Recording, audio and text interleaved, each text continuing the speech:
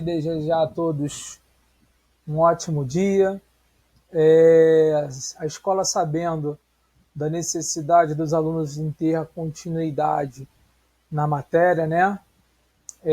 A gente está separando em 3 aulas a disciplina de contabilidade básica e depois vocês verão a parte de contabilidade de custo também em 3 aulas, ok?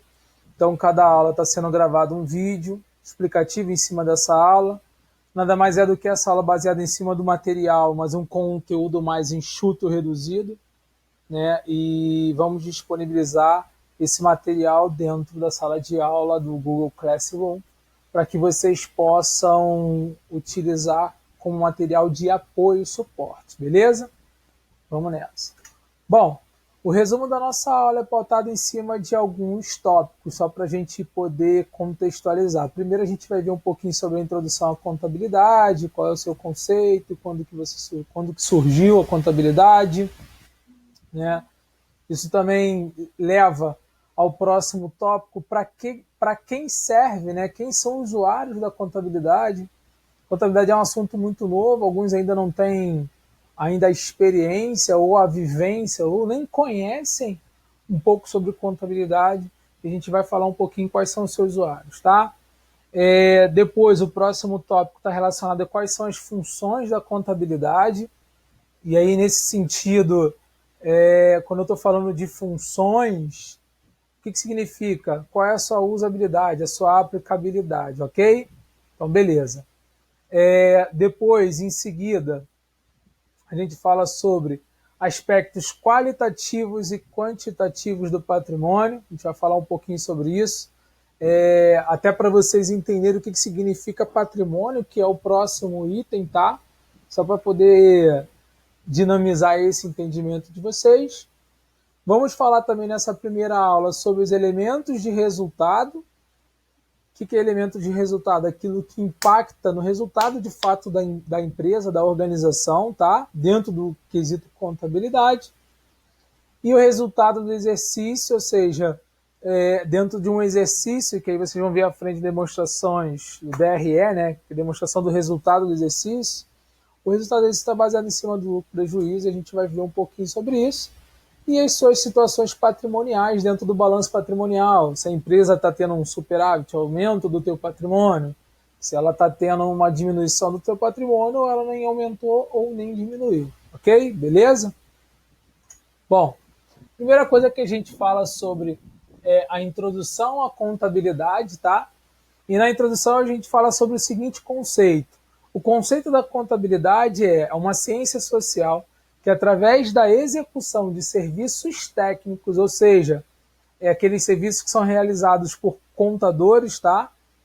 Profissionais que, registrados, formados, que atuam num escritório contábil que presta serviço para uma empresa ou uma própria área, departamento de contabilidade dentro dessa própria empresa, dependendo do tamanho, né, do fluxo monetário que a empresa possua, ela pode ter esse escritório internamente, né, que aí é a sua própria área de contabilidade, ou terceirizado, ok?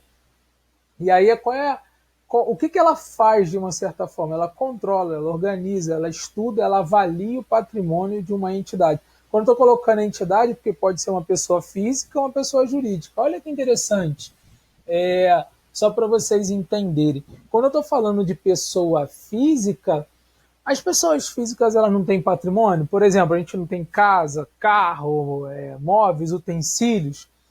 E a gente tem que gerenciar isso, principalmente dentro do contexto da pessoa física, porque o seu patrimônio você tem impostos a recolher, né? Além disso, você tem aí principalmente o imposto de renda da pessoa física, você tem que declarar o teu patrimônio, ok? E a pessoa jurídica, no caso, as empresas também. Isso é de forma permanente. E aí, só para vocês entenderem, existe uma periodicidade que acontece aí, beleza? E aí, olha que interessante. O objetivo, vou até em caixa alta, gerar informações para a tomada de decisões. A área de contabilidade, quando ela vai controlar, ela vai organizar esses estudos, né, e avaliar o patrimônio da empresa, esse relatório ele vai servir tanto para a pessoa física, mas como a pessoa jurídica, para ela tomar decisões. Decisões essas que podem ser estratégicas ou não, ok? Então, só para poder entender um pouquinho sobre isso.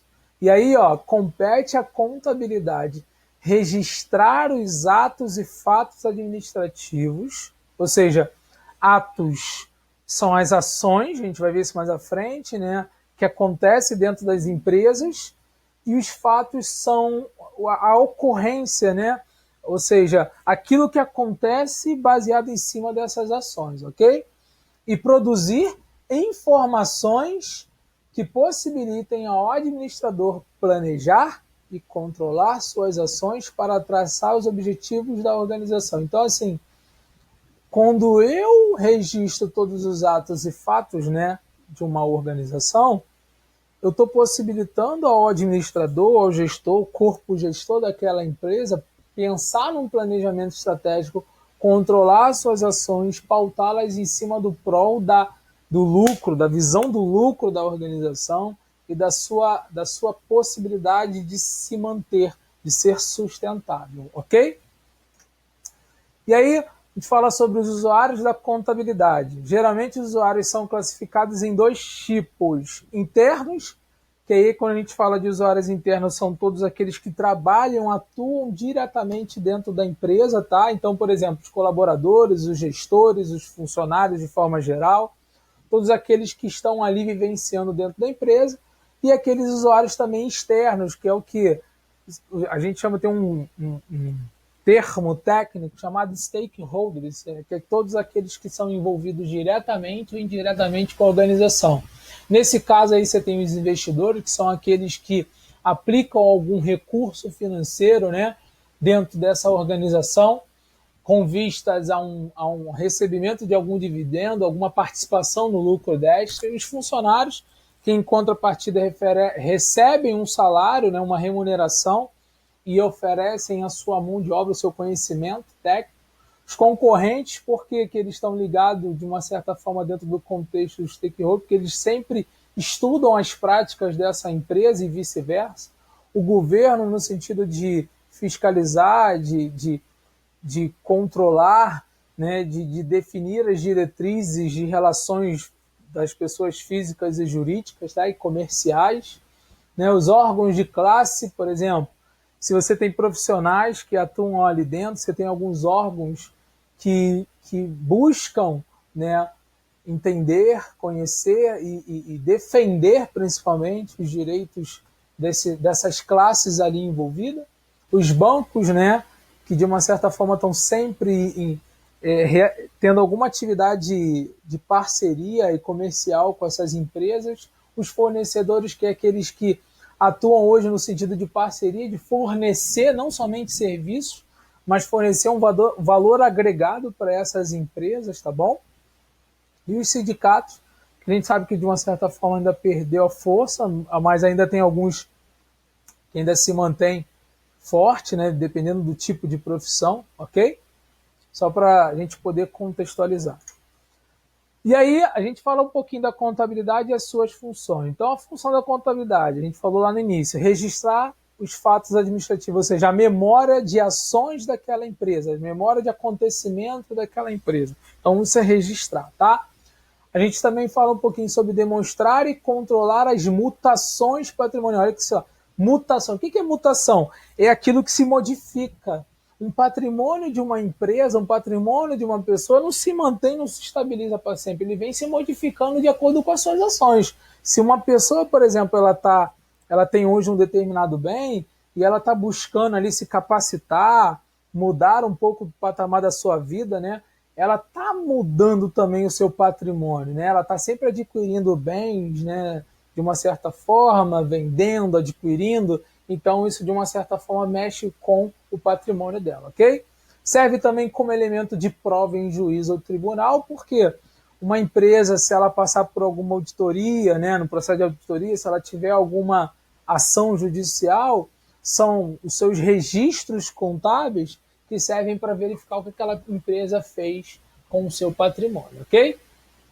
Fornece também elementos para que os acionistas ou sócios possam examinar as contas da diretoria e aprová-las ou não. Então, por exemplo, numa empresa de capital aberto, vamos pegar aí, sei lá, Ambev, vamos pegar aí, por exemplo, Coca-Cola, vamos pegar o Banco Itaú, toda empresa ela tem que gerar informações contábeis, que muitas das vezes vêm do seu balanço social, e ali vem toda a questão do prejuízo, o que aconteceu com todos aqueles recursos e patrimônio que aquela empresa possui, quais foram as ações, e ali naquele momento os sócios, seus acionistas conseguem ver como é que está a saúde, né, daquela empresa, como é que se encontram os seus registros, e dessa forma conseguem ver se ela tem uma boa rentabilidade ou não. Isso é muito importante para quem trabalha com o mercado de ações, né, ou títulos também, dependendo do tipo, muito mais em rendas variáveis do que em renda fixa, porque a renda variável a gente está falando de ações, de organizações, de empresas, e entra muito dentro desse contexto, tá bom? Demonstrar ao fisco o cumprimento da legislação tributária, isso é interessante porque as empresas têm uma legislação tributária, né, em cada país, em cada região, e elas têm alguns impostos a recolher dependendo do tipo de configuração jurídica, e dessa forma, né, os órgãos competentes conseguem avaliar como essa empresa está, né, de uma certa forma, e validar, né, se o que ela está fazendo está correspondendo, se o imposto, melhor dizendo, que ela está contribuindo está correspondendo à atividade que ela está exercendo, ok? Como organização ou empresa. Fornecer dados para a tomada de decisão da própria organização ou dos seus acionistas também. E aí, olha que interessante, eu botei ali uma imagem que as funções da contabilidade, ela é muito mais registrar, depois apurar e demonstrar. Demonstrar é um dossiê final daquilo tudo que você registra. Por exemplo, se você registra todas as suas compras durante o mês, né, você vai apurar depois lá no final o que você mais gastou. E essa demonstração ela vai servir para você tomar uma decisão. Eu vou gastar mais, vou gastar menos? Como é que está meu orçamento? Como é que não está meu orçamento? Você está vivendo agora um momento de situação aí do coronavírus, né? Que as pessoas estão tendo que racionalizar, né, suas compras, suas aquisições, né, seu consumo de uma certa forma, e aí ela tem que registrar aquilo minuciosamente para que ela possa apurar, e aí dependendo se essa situação de quarentena ainda perdurar um pouco mais, como é que ela vai tomar as decisões de consumo daquilo que é prioritário ou não daqui para frente, se baseando em cima da sua receita, ok? Aspectos qualitativos e quantitativos do patrimônio. Só para a gente poder entender. Talvez, eu não sei se vocês já estudaram, mas a gente fala na estatística, né, que a gente tem aspecto qualitativo e aspectos quantitativos. Tem uma relação parecida, mas não é bem assim na contabilidade. O que é aspecto qualitativo? É um nome que qualifica o elemento. Por exemplo, você vai comprar um tomate. O tomate tem um valor. Aquele valor é aspecto quantitativo.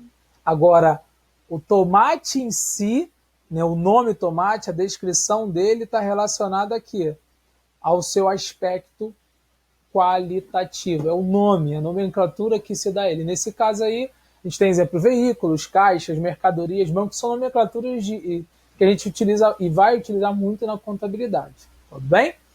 A gente também tem os aspectos quantitativos, que é o quê? É a quantidade que esse elemento que aparece, é o seu valor monetário. Por exemplo, dentro da contabilidade, eu tenho 20 mil reais em veículo. Pode ser um veículo que ele está avaliado em 20 mil reais.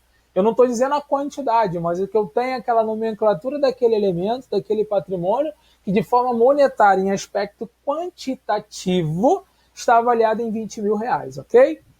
E a gente também tem um outro aspecto relacionado à conta. É o nome técnico utilizado para registrar os elementos, levando em consideração aspectos quantitativos e qualitativos. Então, toda vez que eu registro uma conta, você fez uma compra hoje no supermercado, você vai colocar lá, supermercado, sei lá, compras do mês, ou feira, ou o nome do produto, sei lá, um celular. Aquele nome celular, né, está relacionado ao aspecto qualitativo. E o valor que você despendeu, né, aquele valor monetário, é o aspecto quantitativo, beleza? Tudo certo? Vamos partir então. Patrimônio, né? A palavra patrimônio é muito interessante. Por quê? Porque ela é uma definição de conjunto de bens, direitos e obrigações. Vou explicar. Muitas das vezes, a gente avalia o patrimônio pensando que somente aquilo que a gente tem como dinheiro, e não é. Patrimônio são todos aqueles bens que você possui, mas direitos também. Por exemplo, você não trabalha? Você tem direito a receber o teu salário ou a sua remuneração. Você tem lá, por exemplo, casas alugadas. Você tem direito a receber os aluguéis, né, referente a esse patrimônio que você possui. Mas você também tem contas. Você não tem, por exemplo, que pagar algumas contas, sei lá, conta de luz, conta de água. Então são obrigações que você possui. Então isso compõe todo o seu patrimônio, ok? Beleza? Então, assim, bens são direitos, carros, terrenos, por exemplo, aquilo que a gente vai ver que tem bens materiais e imateriais, tá? Que é aquilo que você pode tocar ou não, a gente vai ver um pouquinho mais à frente, mas só para você entender, eu tenho direitos, que é aquilo que eu não tenho como bem, mas alguma pessoa ou alguém me deve, né, tem uma obrigação para comigo e eu tenho o direito de receber, né, algum bem, né, desta pessoa, ok? E vice-versa. E o patrimônio ele tem um compromisso muito grande com os acionistas. Esses acionistas que são aqueles que injetam capital, né, social, capital social não, capital, né, dentro desse patrimônio, dentro dessa empresa, e esperam, através das suas atividades operacionais, das suas atividades, um retorno sobre esse investimento, ok? E aí, vamos falar do item bens dentro do patrimônio. São elementos que podem ser avaliados monetariamente e podem ser destinados para uso, troca e venda. Olha que interessante. Eu posso comprar uma escova de dente, usá-la, beleza? Eu posso trocar a escova de dente. Se eu tenho 3 escovas de dente, eu vou trocar, vou lá no LX, né, por exemplo, quero trocar por uma pasta de dente, ou posso vender e receber um valor monetário referente a essa venda. Beleza? Os bens possuem utilidade, pois são eles que satisfazem as necessidades de seu proprietário. Olha que interessante. Todos os bens, eles têm uma determinada utilidade e eles estão relacionados a satisfazer os aspectos de necessidade das pessoas, ok? E aí temos algumas classificações, principalmente dentro da contabilidade, no aspecto patrimonial. Primeiro, bens permanentes. Olha, o nome já diz, permanente, ou seja, possuem uma vida longa, né? Servem para serem utilizados na empresa, não destinados à venda. Por exemplo, uma empresa compra um maquinário, compra um equipamento, compra um veículo para locomoção dos seus colaboradores ou para transportar lá um determinado produto ou dependendo do seu serviço, ela não está comprando aquele bem para revender, ele está comprando aquele bem para ser utilizado dentro da empresa, ok? Eu também tenho bens de consumo, são adquiridos para utilização dentro da empresa e que serão consumidos a curto prazo, geralmente dentro do próprio exercício em que foram adquiridos. Como assim? Só para a gente poder explicar. Por exemplo, uma empresa ela compra material de limpeza para servir numa necessidade imediata para limpar uma determinada fábrica, uma determinada área de expediente, como materiais de expediente, ela sabe que ela vai comprar para dar suporte administrativo e usual por uma equipe administrativa. Aquele material não vai ser mais permanente, mas vai servir para consumo, ok? Por isso que ele é utilizado dentro de curto prazo, tá bom? Bens móveis são bens suscetíveis de remoção, sem dano em seu estado físico de utilização. Por exemplo, eu tenho animais. Por que eu coloquei animais? Sei lá, um animal ele se move de uma certa forma, dependendo do tipo de configuração da empresa, ela tem algum animal que serve. Sei lá, eu tenho um jockey, ou tenho uma fazenda que as pessoas utilizam aquele cavalo para fazer algum tipo de passeio, entendeu? Então eu posso remover ele para uma outra filial, para uma outra, para um outro terreno, e eu não vou ter nenhum dano do seu estado físico, tá? O veículo da mesma forma, né? A máquina, então assim, a minha empresa é aqui no Rio de Janeiro. Eu vou abrir uma filial. Pô, eu não vou adquirir uma nova máquina, um novo equipamento, mas eu tenho 3 máquinas aqui, então eu vou transportar essa máquina da filial do Rio de Janeiro para São Paulo. Então, eu consigo remover daquele espaço sem ter um dano físico e ela é voltada para sua utilização, ok? Eu tenho os bens imóveis. O nome já diz, quando eu tenho um bem imóvel, aquilo que pode se locomover, ser transportado, né? Os bens imóveis já não podem ser deslocados de seu lugar, né? E aí eu botei entre solo e subsolo, sem que haja um dano físico ou utilização. Por exemplo, eu não posso mover a casa. Eu moro aqui no bairro da Zona Norte. Não, eu quero agora morar lá em São Paulo. Só que é o seguinte, eu quero levar minha casa. Eu não posso fazer isso. Eu tenho que comprar uma nova casa, um terreno, e aí fazer a construção. A minha casa aqui vai ficar, né? Tem alguns lugares, interessante que tem alguns lugares no Brasil, inclusive em Santa Catarina, né? Que as pessoas elas conseguem movimentar a sua casa. A casa é feita de madeira, né? Então tem todo ali um processo que acontece. Então a casa ele leva a casa junto, fica o terreno, né? Então, mas só para você ver que não é natural isso acontecer. Você não pode também remover o terreno, né? Nem um edifício. Então são bens imóveis, ok? A gente continua a falar de bens corpóreos, ou seja, bens que são tangíveis, aquilo que eu posso, que existe um corpo físico, eu posso tocar, possui uma matéria. Exemplo, eu posso colocar a mão num carro, eu posso colocar a mão num computador, eu posso colocar a mão no ventilador, eu posso colocar a mão numa mercadoria, num celular. Mas existem os bens incorpóreos, que são bens intangíveis. Por exemplo, são bens que não constituem matéria, eu não posso tocar. E aí tem uma observação, e eu vou falar sobre os exemplos dos bens intangíveis, tá? São bens passíveis de avaliação econômica e devem ser registrados na contabilidade pelo seu valor de mercado. Lembra que lá na aula eu já falei assim, ó, o valor da marca de uma empresa. Então eu tenho a Coca-Cola, eu tenho toda a sua operação física, eu tenho toda a sua estrutura, corpo técnico, funcionários, né? Tá aqui de um lado. E um valor dessa operação. E eu tenho o valor da marca. O valor da marca é muito maior, porque as pessoas, de uma certa forma, seguem a marca. A operação mede a eficiência, a capacidade daquela empresa, mais a marca que atinge o seu público pela fidelização também, né? Por quê? Porque as pessoas lembram da marca, não da operação. Como o cliente, ele não está vendo a fábrica da Coca-Cola, mas ele sabe que o nome da Coca-Cola é forte. Ok? Então tem lá, por exemplo, o nome comercial daquela empresa, que a gente chama muitas das vezes de nome fantasia, né? Dentro de uma configuração jurídica você tem o nome razão social, que é o nome legal da empresa, mas eu tenho um nome fantasia, um nome comercial, aquele nome que aparece para o público, é um nome que eu utilizo para fins comerciais, para fins mercadológicos, ok? Eu tenho a benfeitoria em imóvel de terceiros, que é o quê? Eu estou arrumando, né?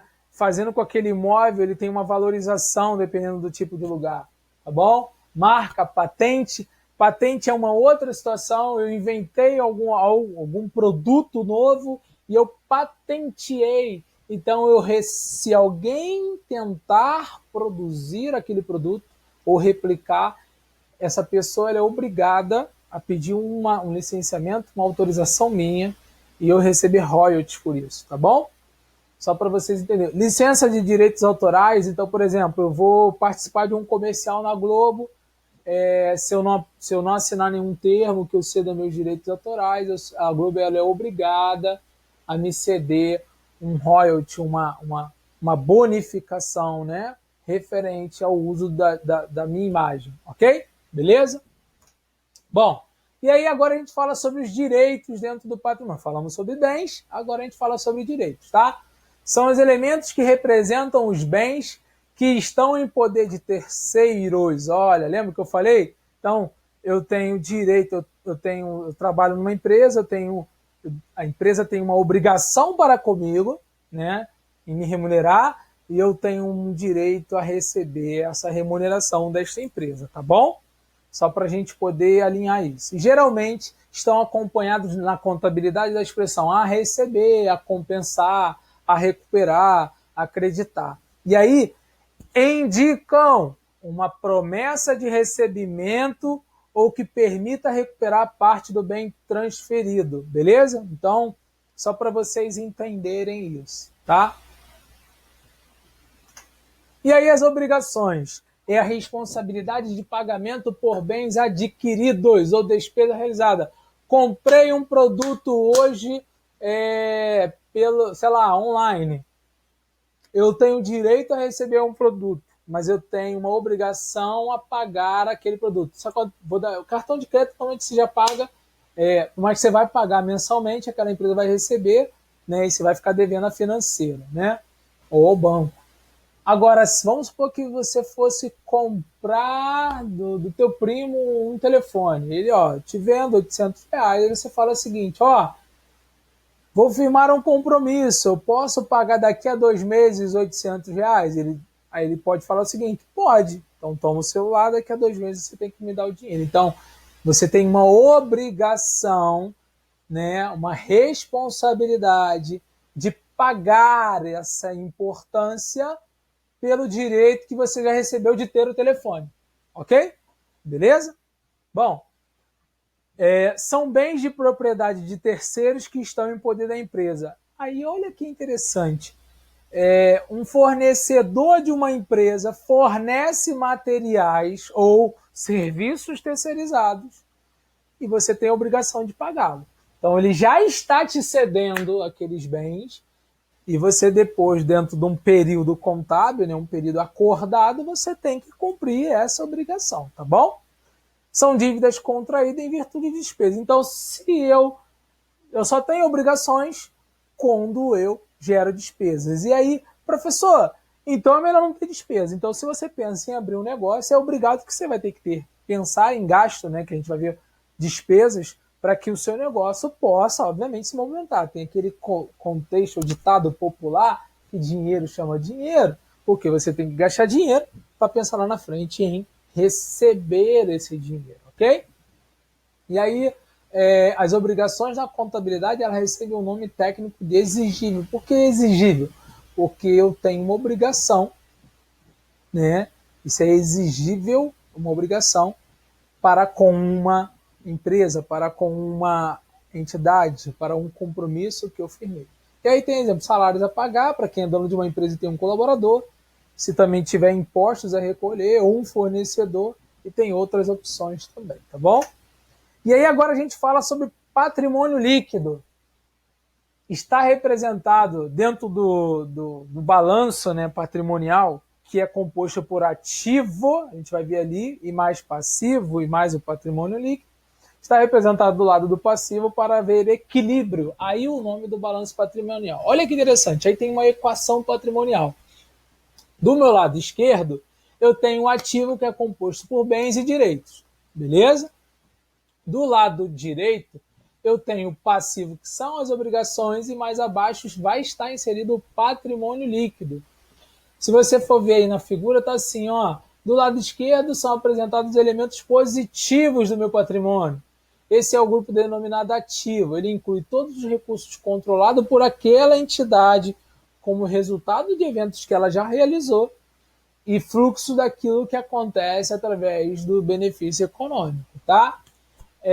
Já do lado direito são elencadas as obrigações, que é denominado passivo, e inclui os valores que a entidade deve como resultado de eventos passados, né? Bem como resultante da saída de recursos que podem gerar os seus benefícios econômicos. Então, eu contratei uma empresa para divulgar o meu negócio. Estou dando um exemplo. Então, quando eu contrato, eu tenho direito a receber aquele serviço, mas eu tenho uma obrigação de pagar pelo serviço prestado por aquela empresa, tá? E aí a representação gráfica do patrimônio, ela está pautada em cima de quê? Eu tenho lá o ativo, que é dotado de bens mais direitos, que ali está relacionado a valores positivos, ou seja, a aplicação dos recursos e aonde foi investido o dinheiro. Ali normalmente, quando você abre uma empresa, né, você tem um dinheiro, sei lá, R$ 50.000. Esse R$ 50.000 ele está dentro do teu patrimônio líquido como capital social de abertura da empresa. E aí a primeira coisa que você vai fazer é o quê? Vou comprar, por exemplo, R$ 20.000 de mercadorias. Então, quando você comprar, dentro do teu ativo vai estar lá, mercadorias R$ 20.000. mas vai estar dentro do teu passivo como obrigação o quê? 20 mil que você pagou para aquela empresa. E ficou 30 mil no teu patrimônio líquido.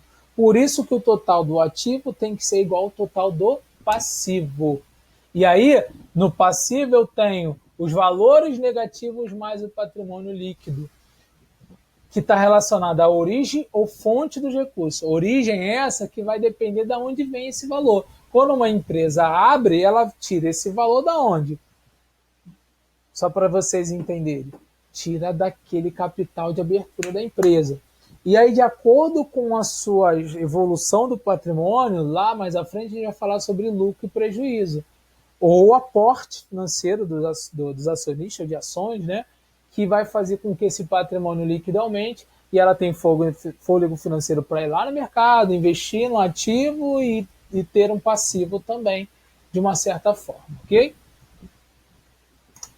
E aí o ativo ele é composto por bens e direitos, está relacionado à aplicação de recursos, já o passivo é composto por obrigações, que são o capital de terceiros e exigíveis. Já o patrimônio líquido é o capital próprio dos sócios, ou seja, eu só abro a empresa com o meu capital. Se eu sou um microempreendedor e eu tinha lá, sei lá, 50 mil reais, eu estou abrindo com o meu capital, ele está dentro do patrimônio líquido. Agora, eu não tenho capital. Eu fiz um plano de negócio e fui lá e consegui um anjo, né, como a gente chama, um acionista. Ele vai investir 50 mil. Esse capital é de terceiro, mas está dentro do patrimônio líquido, ok? Beleza? Elementos de resultado. O resultado é o objetivo fim das empresas, ou seja, a busca pelo lucro.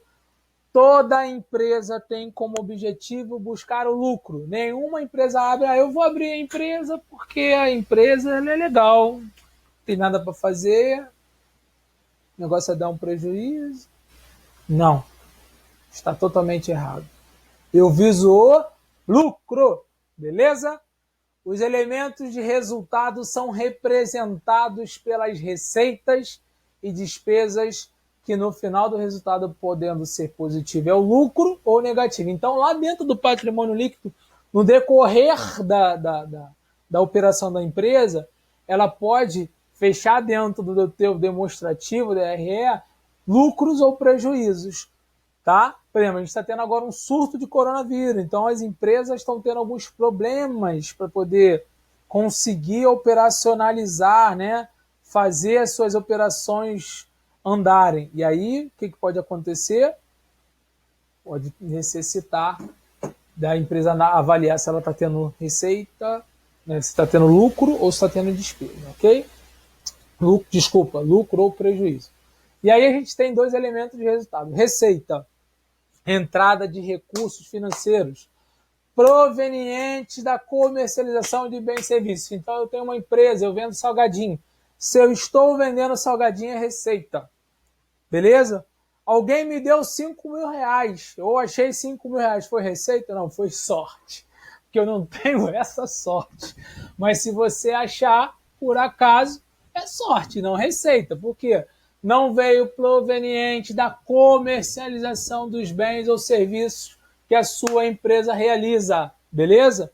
E despesa, caracterizada pelo consumo de bens ou serviços, ou ainda pela saída de recursos financeiros da sua empresa sem aumento do patrimônio ou aquisição de um bem para consumo rápido. Então, por exemplo, vou ter uma despesa para contratar um carro de som para poder divulgar o meu negócio.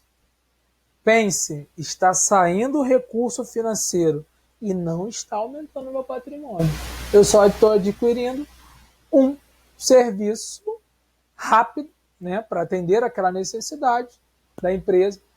Obviamente que eu estou tendo uma despesa pensando num suporte através desse know-how, desse conhecimento, dessa expertise que essa empresa realiza, pensando em aumentar a minha receita. Beleza? Fechado?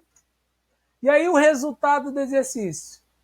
Diferença entre receitas e despesas. Que as receitas são venda do produto, mercadoria ou serviço. Então, quanto mais eu vendo, quanto mais eu tenho receita, é natural que eu vou aumentar o meu ativo.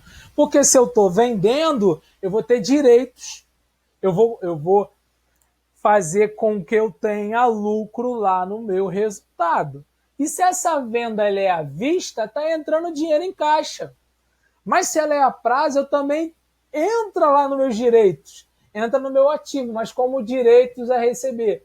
Cuidado um pouquinho que a gente vai falar, não é o contexto da disciplina, mas cuidado que mexe com o capital de giro, o fluxo de caixa da empresa. Se eu estou só vendendo a prazo, eu vou ter direito, mas cadê o dinheiro que eu tenho no meu caixa para poder movimentar as minhas obrigações de curto prazo, por exemplo? Já nas despesas, são os gastos realizados na atividade da empresa sem aumento do ativo.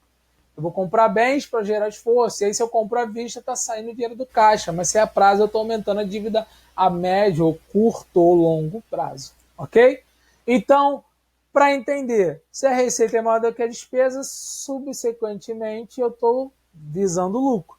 Se minhas receitas são menor do que as minhas despesas, eu estou tendo prejuízo. Então, num contexto pessoal, se você ganha 2.000 líquido e você tem todo mês um custo de vida de R$ 1.000, você está tendo uma receita maior do que as suas despesas e aí você está tendo um superávit. Que esse dinheiro você, obviamente, vai estar pensando em aplicar, abrir um negócio para aumentar o que? O teu lucro, o teu patrimônio. Agora, se você ganha, como algumas pessoas fazem, que vão lá e se eu ganho R$ 2.000 e eu tenho um cartão de crédito limite de 5 mil, aí se baseia pelo cartão de crédito, limite do cartão de limite do cartão de crédito R$ 5.000, né? Mas a sua receita é 2.000, endividamento ou prejuízo, ok? Bom, a representação gráfica acontece da seguinte forma: como eu apuro esse resultado? A receita a gente sabe que é a origem de recursos para a empresa e a despesa é a aplicação de recursos da empresa. Então, a origem está vindo da onde? Despesa está indo para onde? E um lucro é um superávit ou prejuízo é um déficit líquido do exercício. No balanço patrimonial, a gente avalia os bens e direitos, que vai dar um total do ativo, e a gente no passivo tem as obrigações, mais o PL, que pode ser o lucro, e menos ou prejuízo. E o total do passivo e o total do ativo tem que ser igual. Se no meu balanço patrimonial o total do ativo e o total do passivo estiver diferente, existe algum erro, ok? E aí a gente fala sobre as situações patrimoniais. A primeira situação patrimonial, líquida positiva ou superavitária, ocorre quando o conjunto de bens e direitos é maior do que as obrigações. Então, assim, eu tenho muito mais ativo, ou seja, bens e direitos, do que as minhas obrigações, mas o meu patrimônio líquido é zero. O que significa? A minha situação líquida é positiva. Eu estou bem, né? Legal. Por mais que eu não esteja tendo lucro naquele momento. Minha situação líquida negativa ou deficitária ocorre quando o conjunto de bens e direitos é menor. Eu tenho muita obrigação, eu estou devendo muito e o meu ativo é baixo, meu estoque de mercadoria é baixo, meu patrimônio líquido é baixo. Eu estou negativo, deficitário, ok?